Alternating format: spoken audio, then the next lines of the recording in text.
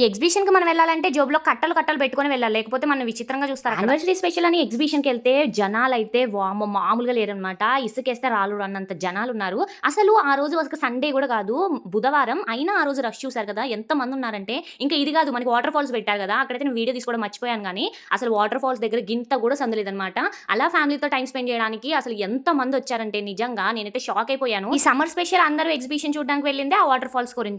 So, మేమైతే ఆ water falls just అసలు కొంచెం కూడా తాకకుండా, అసలు చూడకుండా మేమొచ్చేసరికి అసలు మొత్తం క్లోజ్ చేశారనమాట. ఇది మామూలు దరిద్రం గాదు గదా! నిజంగా మేమైతే ఎంత రిగ్రెట్ అయ్యామో లాస్ట్‌కి అబ్బా! ఉండాల్సింది, చూడాల్సింది ఫస్టే అనుకున్నాం. జనాలున్నారని చెప్పా కదా! కొంచెం కూడా సందు లేదు. ఇక మా బుడ్డోడితో వెళ్ళాం కాబట్టి మళ్ళీ అందరూ ఉంటే ఇక వాడు భయపడతాడు అనేసి లాస్ట్‌లో వెళ్దాం అనుకున్నాం గానీ లాస్ట్‌లో మొత్తం కూడా క్లోజ్ చేసేసారు. And the best ever anniversary అనిపించింది నాకైతే. ఎంత ఎంజాయ్ చేశానంటే మామూలుగా అంటే మామూలుగా గాదు ఎంజాయ్ చేయడం. అసలు అందులో లోటే లేదనమాట. అసలు మీరు గనుక మీ ఫ్యామిలీతో వెళ్తే ఖచ్చితంగా కూడా అసలు చాలా అంటే చాలా బాగా ఎంజాయ్ చేస్తారు. నేనైతే ఇవేమి తీసుకోలేదు. ఎప్పుడు ఎగ్జిబిషన్‌లో నార్మల్‌గా ఉంటాయి అనేసి ఎప్పుడు తీసుకోలేదనమాట.